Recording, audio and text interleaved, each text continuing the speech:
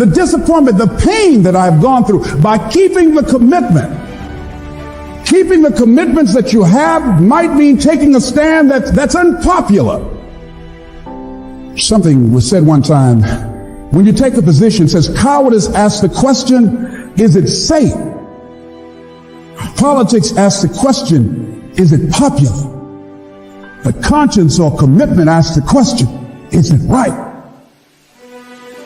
And see, most people rather operate from the first two. Is it safe for me to take this position? I remember when I was a state legislator, I saw guys and women who believed in legislation very strongly, but because the Speaker of the House said, we won't go with that, they backed down. And they felt bad about it. They wouldn't take the position because they didn't want the Speaker of the House to be angry at them. They wanted to be all right with all of the rest of our colleagues. See, it takes a great deal of strong courage and commitment on your part to step out a line. Henry David Thoreau said, if a man doesn't keep pace with his companions, perhaps he's listening to the beat of a different drummer. Let him dance to the music that he hears, however measured or far apart. When you are committed, you're dancing to the beat of a different drummer. Don't expect people to understand you. Don't expect it to make sense to anybody why you've got to do this, why you have got to go, why you leave. This is a good job. I'm going. They pay you well. I'm going. You just a few years from retirement. I'm going. Why? I don't understand. You don't have to. I'm going for me. Because I've made a different kind of commitment with my life. This is something I have got to do. Commitment. It means taking a stand. Taking a stand for you. It means delivering. It means coming through. What if you don't keep your commitment, Les? What if you give it everything you have and you come up short? Or if you don't give it everything you have? What if you get weak along the way and you throw in the towel on yourself? You surrender to your emotions. What then? A lot of people become discouraged. They become frustrated, and they say, oh, what the heck?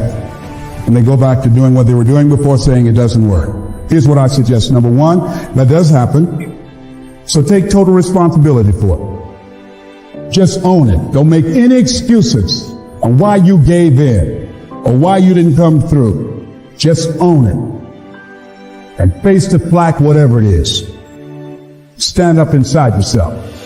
Next thing is, assess the situation. How did you get here? What happened that you broke down, that you had a breakdown and you surrendered? What happened? What was going on? See, when I used to go on a diet, and I no longer do that, I've made a commitment to a healthy lifestyle. I used to eat up until 12 midnight on Sunday. Anything that wasn't moving. And on Monday, I would get up and eat a fruit, get a light fruit breakfast, and for lunchtime, I would fix some broiled chicken and meticulously peel the skin off and eat the chicken, and then eat the skin.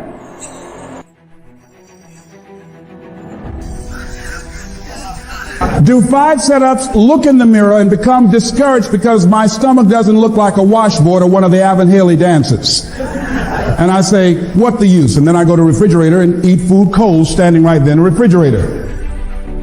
So when I evaluated where I broke down, I realized I can't have junk food in the house. So I had to remove that. And then I realized there's certain streets I couldn't drive down.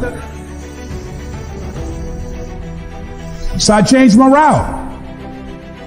I stopped taking people to lunch or to dinner because I couldn't sit there and watch them eat. When I had to go someplace and speak and they were eating, I said, call me downstairs when it's time for me to speak, because if I sit at the table looking at them, the food's going to call my name. And I know this. So I had to begin to make sure that I wasn't putting myself in a position where I would give up on my commitment. Am I making sense to you? So I began to strategize around avoiding situations where I knew that I was going to become weak.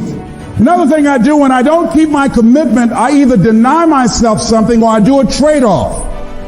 If a glazed donut takes advantage of me, then I require myself to do an extra 25 setups. Or I walk for an extra 15 or 20 minutes because I got a hammerlock on my head and say, come on over here. So you might have to deny yourself something or do a trade-off. Do something that will offset it. The other thing is, start again. So what? You fell flat on your face. So what? Start again. Learn from the experience and start again. Don't count yourself out. Don't sentence yourself to a lifetime of being miserable, a lifetime of being broke, a lifetime of being unhealthy, a lifetime of being in a relationship that is no longer fulfilling to you, a lifetime of working on a job that does not bring you satisfaction, that's not giving you the creative urge that you need and that got to have in your life that stimulates you. Don't sentence yourself like that. You are a human being. Don't volunteer your life that way. Your life has too much value to the universe. You've got something to contribute.